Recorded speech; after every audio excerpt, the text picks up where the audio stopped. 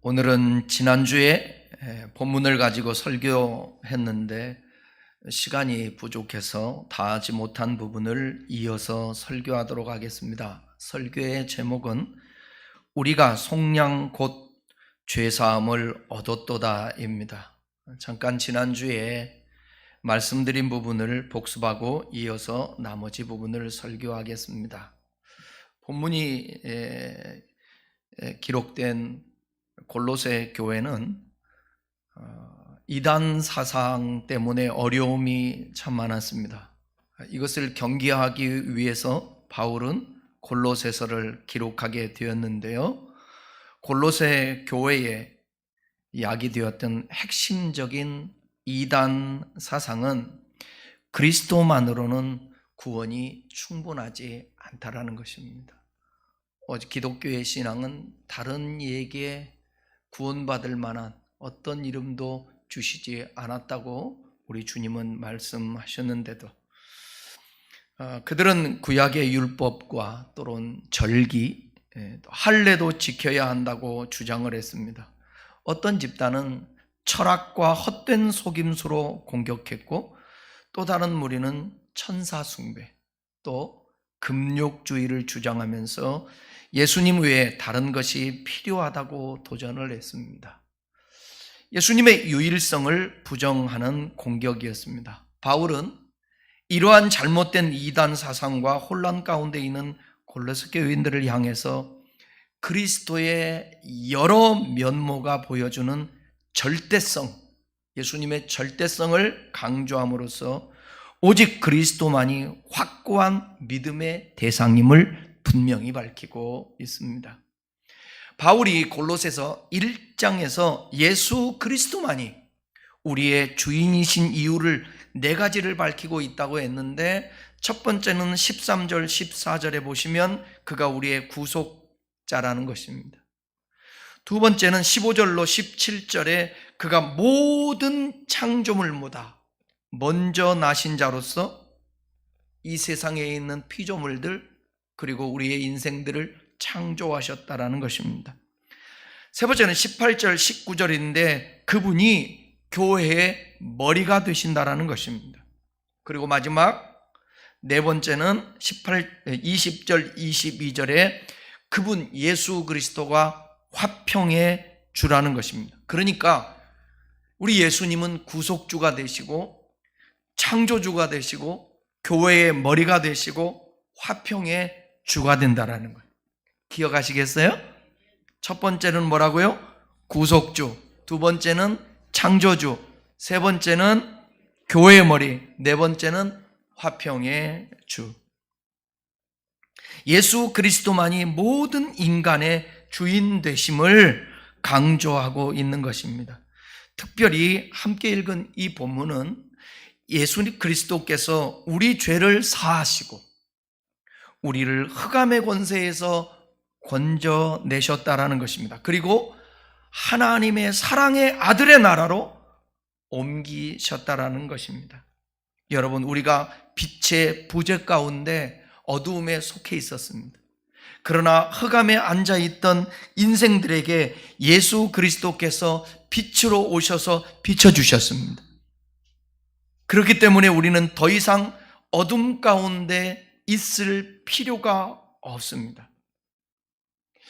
우리의 마음이 어둡다, 우리의 삶의 기쁨과 감사와 감격이 없고 늘 언제나 불안하고 초조하고 이 안에 불평, 분만이 있다, 그것은 아직도 하나님이 빛을 비춰줬음에도 불구하고 빛 가운데로 나오지 못하고 어둠 가운데 여전히 머물러 있다라는 것입니다.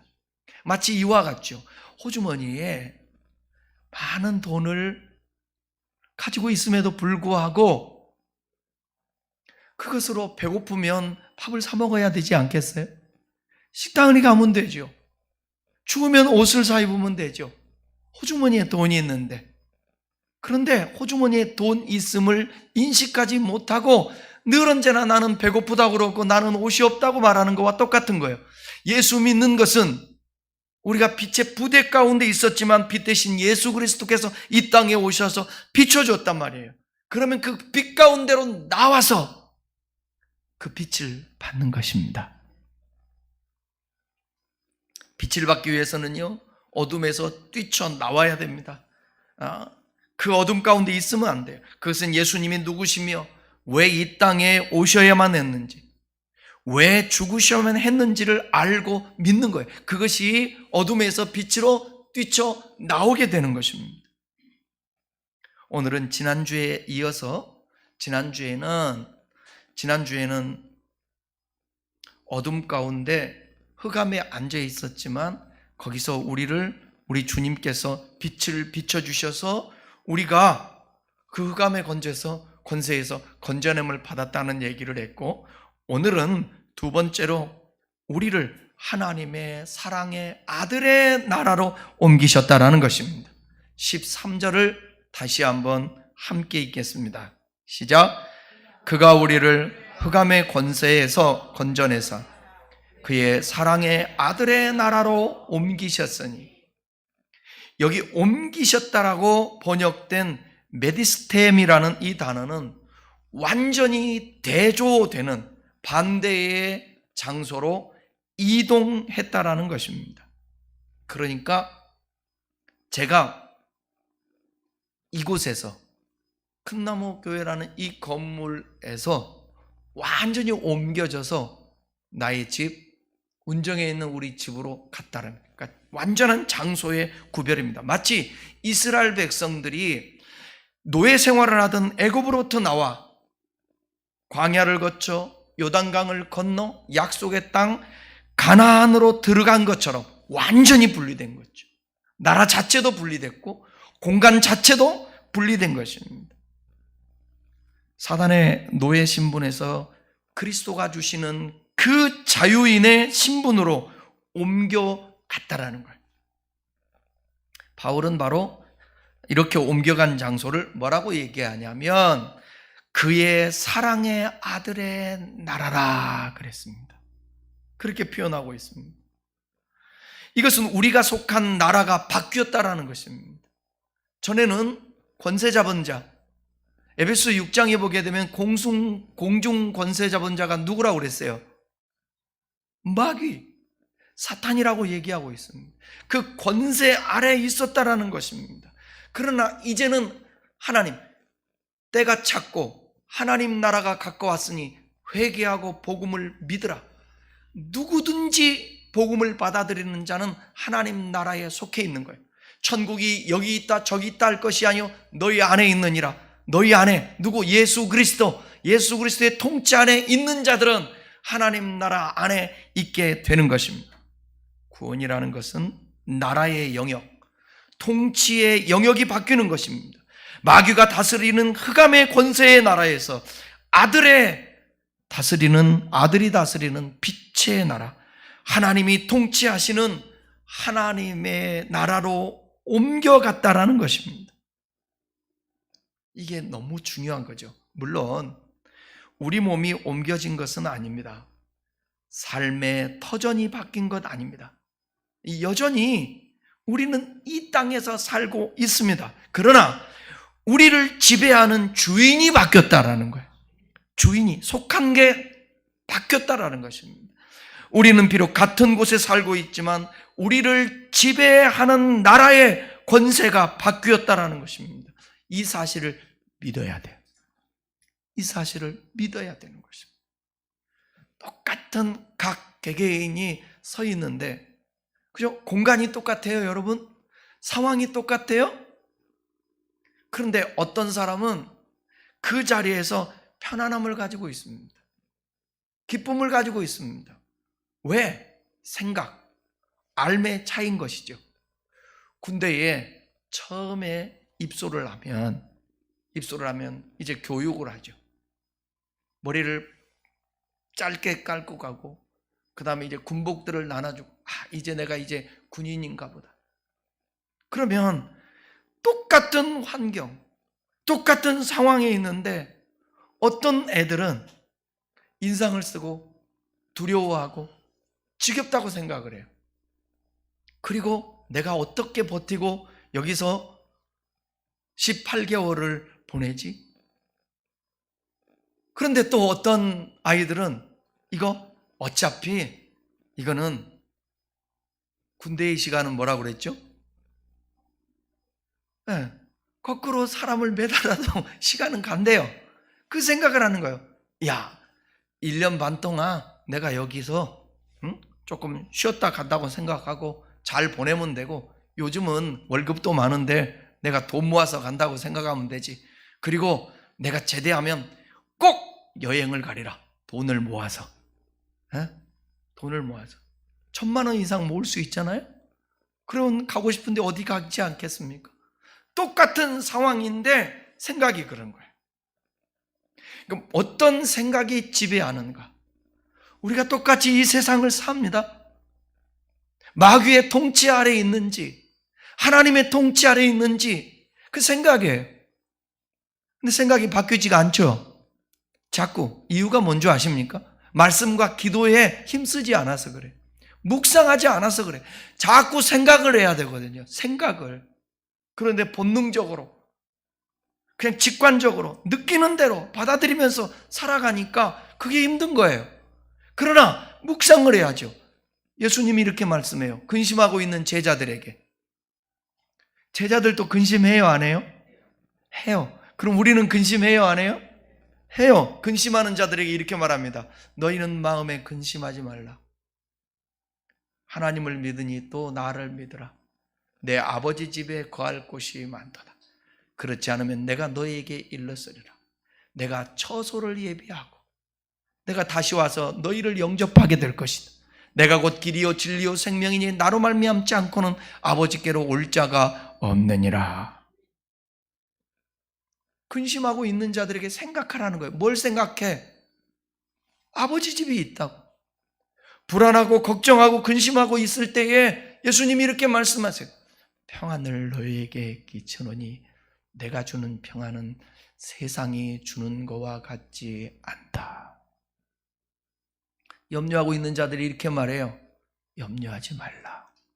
들에 있는 백합화를 보고 공중에 나는 새를 보라. 먹이시고 입히시거늘 하물며 너일까 보냐. 생각해야죠. 들에 있는 백합화, 공중에 나는 새, 먹이시고 입히는데 하물며 하나님께서 너일까 보냐. 생각하라는 거예요.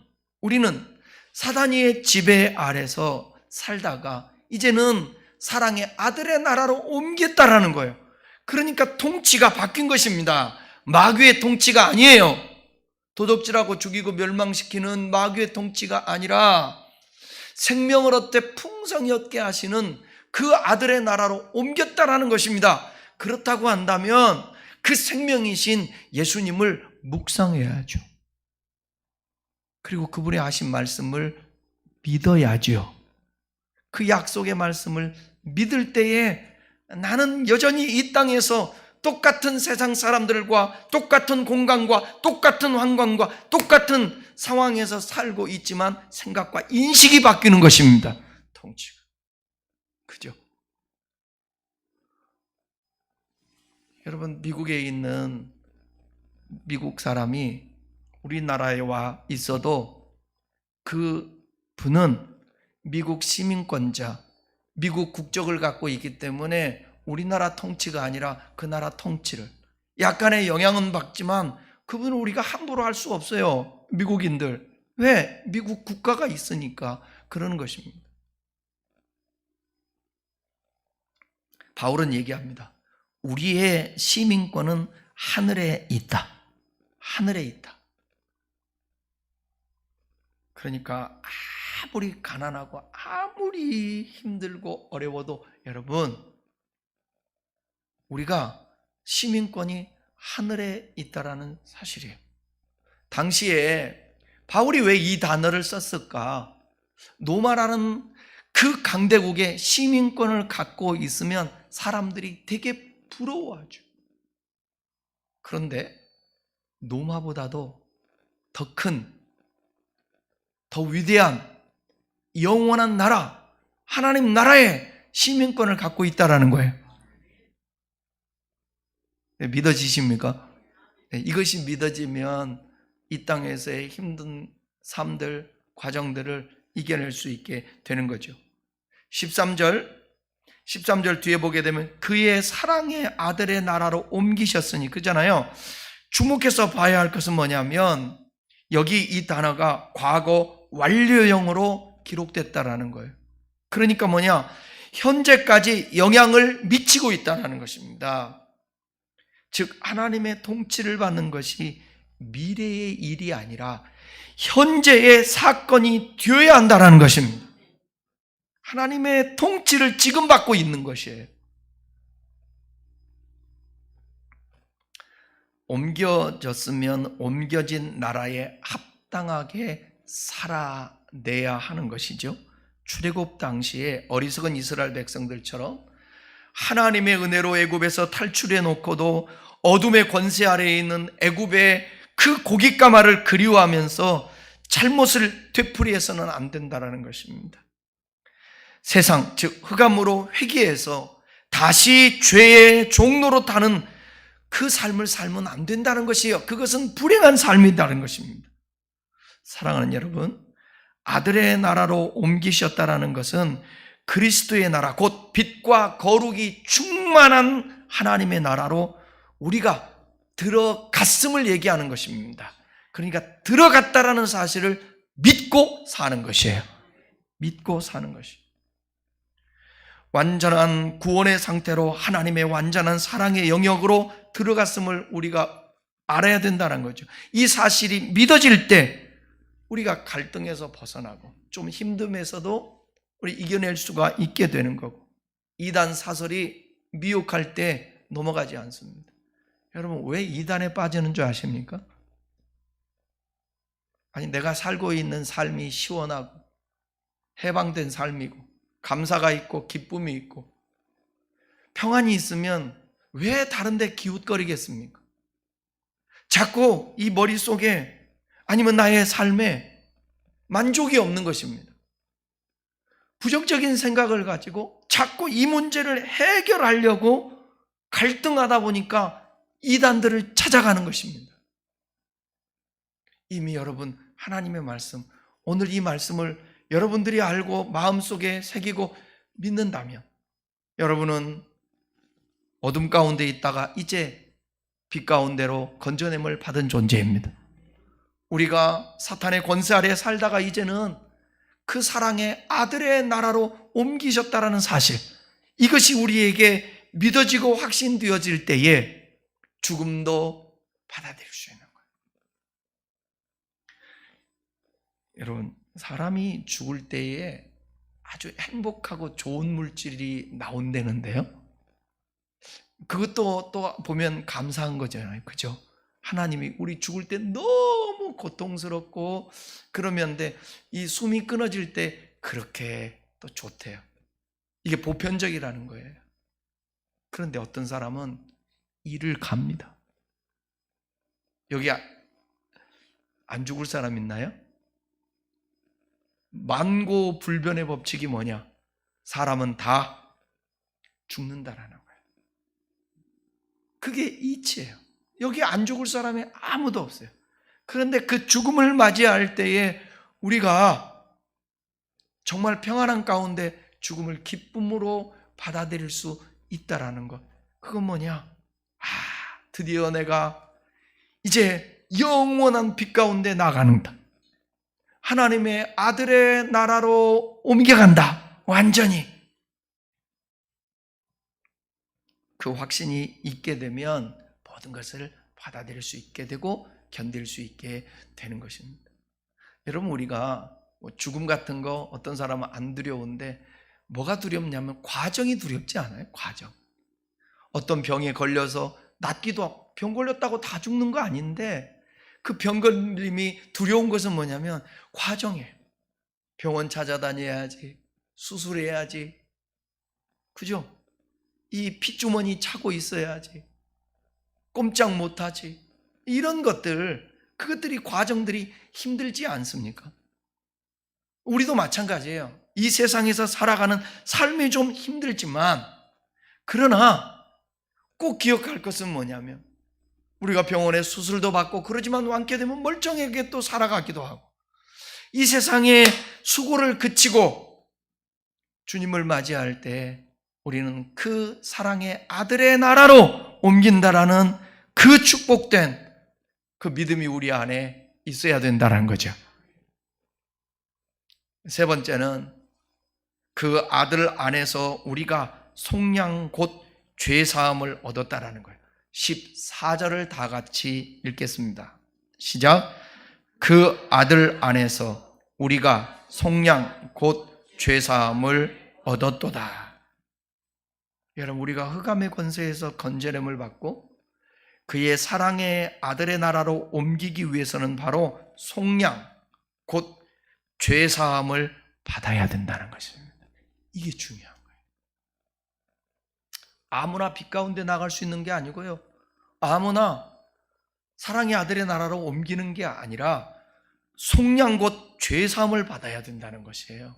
속량이라는 이 단어는 아폴로 트로시스라는 단어인데, 붙들고 있던 것을 놓아주고 풀어주는 것을 의미하는 동사 아폴리오에서 유래한 것으로, 뭐냐면 노예들이 있잖아요.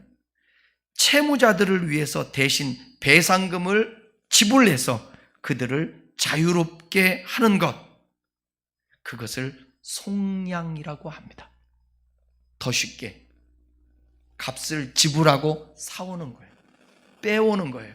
건져오는 거예요. 이거를 속량이라고 하는 것입니다. 노예를 자유롭게 풀어주기 위해 속전을 지불하는 행위를 나타내는 단어이기도 합니다. 로마서 3장 24절에서는 이 단어를 써서 이렇게 말하고 있습니다. 우리 다 같이 한번 읽어볼까요? 그리스도 예수 안에 있는 속량으로, 여기 속량 나오죠. 속량으로 말미암아 하나님의 은혜로 값없이 의롭다 하심을 얻은 자 되었느니라. 여기 속량은 인간을 얽어매고 있던 죄와 죽음의 속박에서 완전하게 분리해서 해방시켰다라는 것입니다. 이것을 뭐라고 얘기하느냐? 값없이 준 것, 은혜, 카리스라고 하는 것입니다. 이것을 위해서 예수 그리스도는 자신의 몸을 대속제물로 바친 거예요. 대속제물로 바친 거예요. 이걸 은혜라고 얘기하는 것입니다. 은혜라고. 그래서 우리가 구원받았을 때 은혜로 구원받았다라는 건 뭐냐면, 예수님이 속량 제물이 되어서 대신 그분이 대가를 지불했기 때문에 은혜라는 거예요. 그러니까 구원은 뭐냐? 여기로부터 출발하는 것입니다. 인간이 할 수 있는 게 없는 거예요. 그분이 해놓은 것을 받아들이고 믿는 것뿐인 것입니다. 그런데 아까 얘기한 것처럼 주님이 속량해놓고 우리가 구원의 길을 열어놨는데 빛 가운데 안 나가요?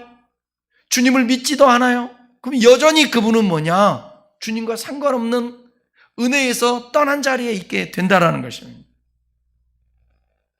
자기의 무죄한 몸, 예수님의 무죄한 몸을 속전, 다시 말하면 죄값으로 십자가에 바치고 인간을 사신 것입니다.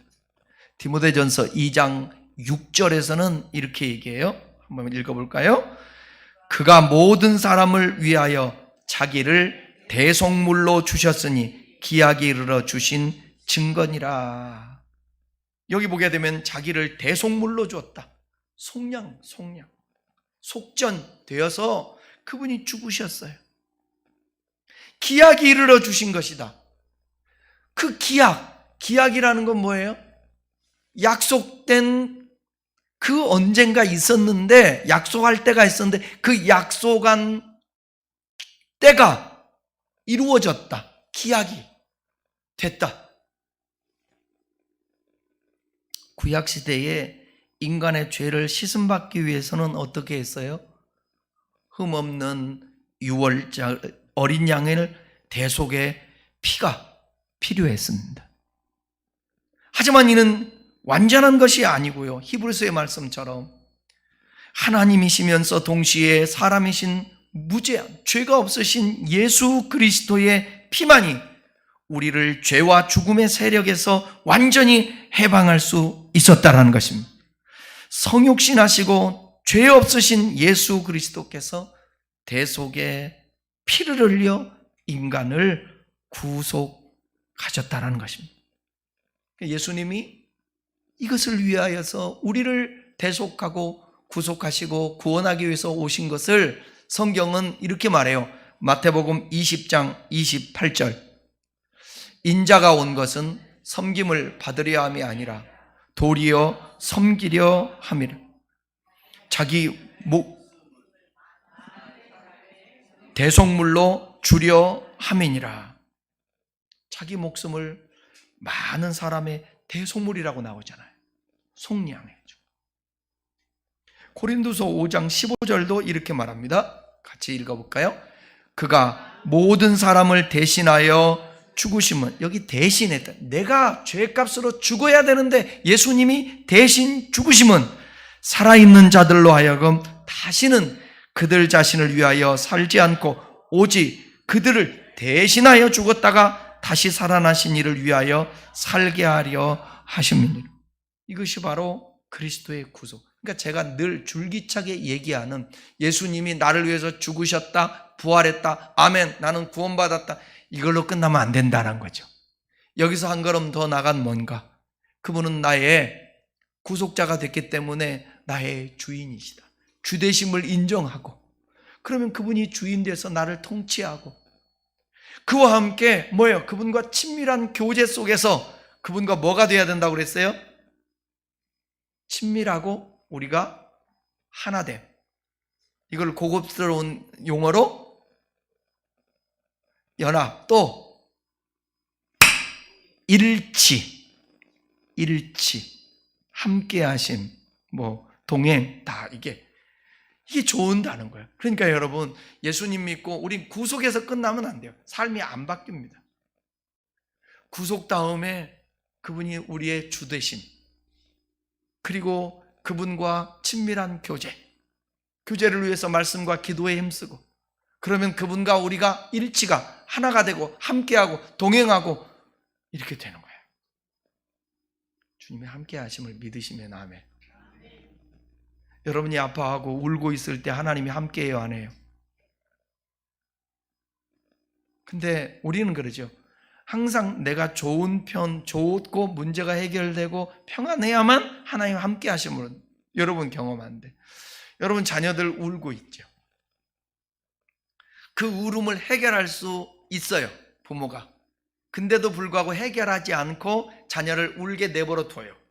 왜 그러죠? 이유가 있죠, 다.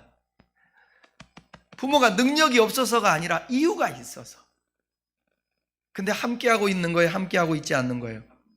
함께하고 있는 거예요. 하나님도 똑같아요. 왜 하나님 함께하는데 왜 내가 원대로 안 해주냐고. 애 우리 키워보지만 애가 땀을 삐삐 흘리면서 어렸을 때 보게 되면 부모님한테 울어요. 울어. 왜 울어? 해결해달라고, 나 좀 도와달라고 운단 말이에요. 근데 부모는 아니야, 안 도와줘. 이유가 있죠. 그래도 함께 하시네요. 여러분, 하나님이 함께 한다라는 거, 일치한다는, 왜 일치하는데, 함께 하는데 나는 왜 이래? 이게 아니라 물어야 돼요. 애가 이렇게 물으면 얼마나 좋을까요? 엄마, 아빠, 왜 나와 함께 하는데 나를 이렇게 울게 왜 내버려 두세요? 나를 왜 고통 가운데 버려 두세요? 엄마, 설명해 보세요. 어느 정도 큰 애는 좀 논리적이고 그런 애는 이렇게 따질 수 있지만, 다른 애는 무작정 오직 지식과 진리가 뭐냐? 울면 해결해 준다는 거예요. 그래서 울어요. 근데 울음으로 해결하는 거는 애기나 그러는 거지, 어린아이 때나 그러는 거지, 장성한 후에는 그렇지 않잖아요. 물어야 되는 것입니다. 그래서 저와 여러분들은 하나님 앞에 대속받은 자고, 주님이 우리를 대속해 주실 때는, 대신 죽을 때는 이제는 뭐냐? 다시는 네가 주인 되어 살지 말고 너를 구원하신 하나님을 위하여 살라는 것입니다. 예수님은 우리를 자유케 하셨습니다. 골로새서 1장 14절 말미에 속량 곧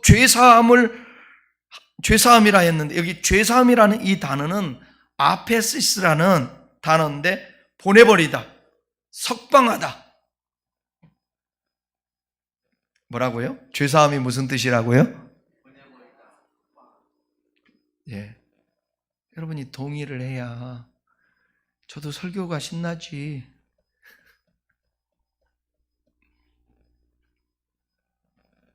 죄사함은 보내버리다, 석방하다. 또 죄를 말소시키다. 말소시키다. 말소라는 말은 완전히 없어지는 거 아니에요? 죄로 포로에 매여 있던 자가 그 세력에서 노임을 받은 것이고, 정죄 또 죄책감에서 해방됐다라는 의미입니다. 죄사함을 얻은 은혜는 한없는 축복입니다. 여러분께서 죄사함을 받았다면 복받은 사람입니다. 우리가 죄사함을 받은 것은 공짜가 아닙니다. 예수님의 피 흘리심, 예수님의 십자가에 죽으신, 몸을 죄값으로 지불하셔서 우리를 죄로부터, 사탄의 권세로부터 완전한 해방을 허락하셨다라는 것입니다.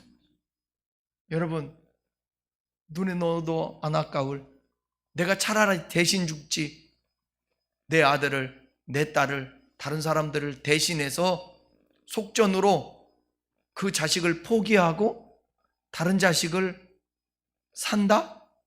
말이 돼요? 여러분 가능해요? 안 가능해요? 빨리 말해보세요. 여러분은 믿음이 좋아서 예수님이 함께해서 가능할까요? 여러분의 자녀를 포기하고 다른 자녀를 살 수 있는 사람 있어요? 대답해봐요. 아니, 순간적으로 그랬지. 오늘 말도 안 듣고 속 썩이는 자식 저거 팔아버릴까? 아니, 그거는 순간적일지는 모르겠지만 그럴 부모가 어디 있겠어요. 근데 누가 그렇게 했다라는 거예요? 하나님이 그렇게 했다라는 거예요. 당신의 아들 독생자를 하나님이 그렇게 했다라는 거예요. 그러니까 얼마나 우리를 사랑하냐 말이에요.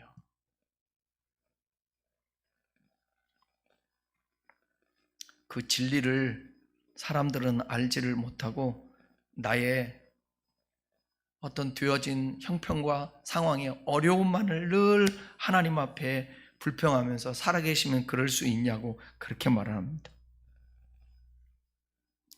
근데 여러분, 예수 그리스도 그분께서 우리를 대신해서 십자가에 죽으시고 우리를 사서 구원 얻게 하셨는데, 그래서 그 엄청난 사랑을 받은 우리가 수혜자가 되었는데, 근데 여기에 꼭 한 가지 조건이 있습니다. 이 조건을 말한다고 해서 은혜가 희석되는 게 아니라 우리의 행위로 구원받는 그 얘기가 아니라, 주님이 다 구원받고 구속받고 복을 받을 수 있는 거리를 줬다고 한다면 우리가 할 것은 뭐냐면 왜? 인격적인 관계니까 받아들이는 것인데, 뭐냐면 이와 같은 속량 곧 죄사함을 얻기 위해서는 반드시 필요한 게 회개입니다. 회개. 성경에 회개하고 예수를 믿으라고 했습니다. 아무리 구속의 은혜가 있지만 우리가 회개하지 않고 이 사실을 믿지 아니하면 죄사함을 받을 수가 없습니다. 회개라는 게 뭔가 성경에서 이사야서에 잘 표현하고 있는데, 이사야서 55장 7절을 함께 읽어보겠습니다. 악인은 그 길을, 불의한 자는 그 생각을 버리고 여호와께로 돌아오라. 그리하면 그가 긍휼히 여기시리라. 하나님 돌아오라. 그가 너그럽게 용서하시리라. 누구든지 죄를 회개하고 그 전에 걷던 잘못된 길을 버리고 방향을 온전히 돌이켜 주님께로 돌아와서 주 예수 그리스도를 대속의 구주로 온전히 믿을 때 우리의 모든 죄가 사함을 받는다라는 것입니다. 그러니까 회개라는 것은 깨닫고 돌이키고 악에서 떠나고 애통하고 통에 자복하는 거예요. 하나님은 회개의 통로로 우리에게 임하십니다. 그러므로 회개가 막히면요, 하나님의 임재가 막혀요. 따라합시다. 회개가 막히면 하나님의 임재가 막힌다. 하나님과 친밀함도 교제도 막혀버리는 거예요. 회개하지 않으면. 이 나라 조국 교회가 점점 회개가 약화되고 있습니다. 안타까운 일이 아닐 수가 없습니다. 초대교회로 갈수록 회개의 역사가 강하게 나타났습니다. 회개가 있을 때 성령의 역사가 나타났습니다. 회개가 있는 곳에 성령의 임재가 있었습니다. 그러므로 회복과 소생의 첫걸음은 뭐냐? 회개뿐인 것입니다. 결론입니다. 바울은 예수 그리스도로 말미암아 속량 곧 죄사함을 받으면 흑암의 권세에서 건져내시고 아들의 나라로 옮겨주신다고 말씀하고 있습니다. 이 확신이 있다면 골로새 교인들에게 어떠한 이단 사상이 미혹해 온다 할지라도 승리할 수 있었다고 그렇게 말했듯이, 우리도 예수님만이 우리의 구원자라는 사실을 믿고 나갈 때 우리의 영혼을 지키고 마지막 날에 승전가를 부르게 해주실 줄 믿습니다. 미국에서 있었던 실화 하나 말씀드리고 설교를 마치겠습니다. 뉴욕에 브림하우스라는 교회가 있었는데요, 거기에 1928년에 있었던 이야기입니다.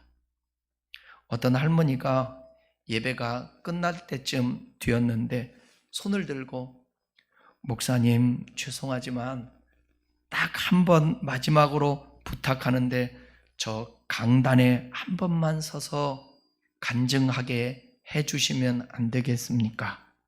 너무 간절하게 사정을 해서 목사님이 허락을 했습니다.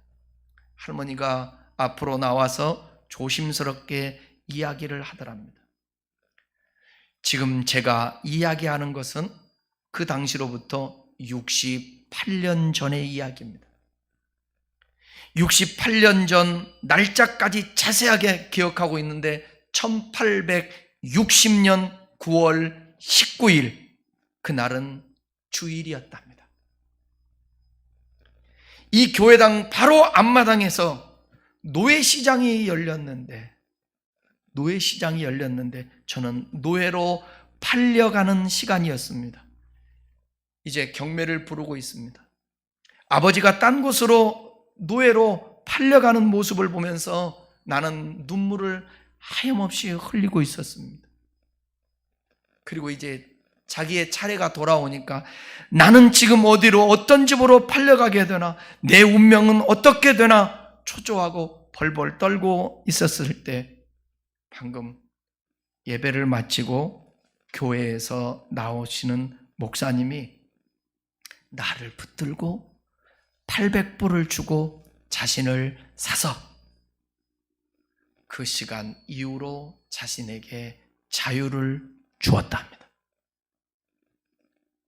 나중에 듣자 하니 그날 우리가 어떻게 해서든 저기 노예로 팔려가고 있는 저 노예들 중에 한 영혼들이라도 우리가 살 수 있다면, 저와 여러분, 목사님이 하신 얘기예요. 저와 여러분들이 헌금이라도 해서 저 노예 중에 하나라도 사면 좋지 않을까요? 그때 사람들이 감동되어 헌금을 해서 모은 그 돈을 가지고 800불로 그를 사서 자유하게 주었다라는 것입니다.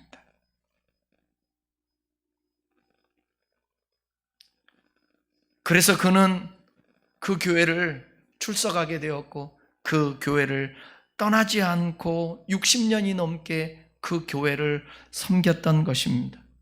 68년 동안 교회를 출석하며 교회를 위해서 조용히 묵묵히 기도하고 한평생 살았는데 이제 내가 나이가 많아서 죽을 때가 가까웠기에 이 말을 꼭 하고 가야겠다고 말씀드리는 겁니다. 이렇게. 여러분, 800불이 한 여인에게 자유를 주는 속량금이었죠. 예수 그리스도는 자신의 생명을 희생하고 핏값으로 만백성을 구원하시는 속량 제물이 되셨습니다. 이 예수 그리스도를 우리가 믿는다고 하니 우리 주님이 기뻐하실 것이고 그 핏값으로 말미암아 우리가 자유인이 되었습니다. 더 이상 죄에 얽매이는 자가 되지 말고 어둠에 속해 있지 말고 질병으로부터 속박되어서 고통당하지 말고 사람으로부터 얽매이고 무엇보다도 제가 심리 공부를 해보니까 사람들이 너무 인생이 억울한 게 뭐냐면 어렸을 때 받았던 상처, 아픔, 그것 때문에 50년, 60년, 70년, 80년, 30년, 40년 이 인생을 아파하면서 고통당하면서 살아가는 거예요. 여러분, 예수님은 이렇게 말씀하세요. 고린도후서 5장 17절에 그런즉 우리를 속량해 주신 그 그리스도 안에 있으면 새로운 피조물이라. 이전 것은 지나갔으니 보라 새 것이 되었도다. 사랑하는 여러분, 제가 심리 공부를 하면서 학위를 받았지만 죽을 똥 쌀 똥 공부를 했지만 여러분 결론은 뭔지 아십니까? 그 심리학이 상담이 어느 정도는 우리를 자유하게 해주는 해소가 될 수 있지만 우리를 완전히 자유하게 하는 것은 뭐냐면 하나님의 말씀이고 예수 안에 있다는 확신이고 그 살았고 운동력이 된 말씀이 내 안에 비집고 들어와서 나를 점령하면 다스리면 여러분 과거로부터 자유가 생기는 것입니다. 상처와 아픔으로부터 자유가 생기는 것입니다. 이제 더 이상 우리는 속전을 주고 속량해서 구원하신 우리 주님으로 말미암아서 핏값 예수님 자리가 되었으니 이전에 받은 상처 그거 생각해내고 그거 소환해내가지고 빨리 버려버려야지 거기에 얽매여서 고통당하지 않고 자유하며 살아갈 수 있는 여러분 될 수 있기를 바랍니다. 속량 곧 죄사함을 받은 하나님의 사람으로 더 이상 어둠 가운데 있지 말아요. 알았죠? 세상에서 정말 이게 악한 마귀의 권세 그 나라에서 이제는 나왔으니까 여전히 거기 있다는 생각 말고 머물지 말아요. 다 같이 기도하겠습니다.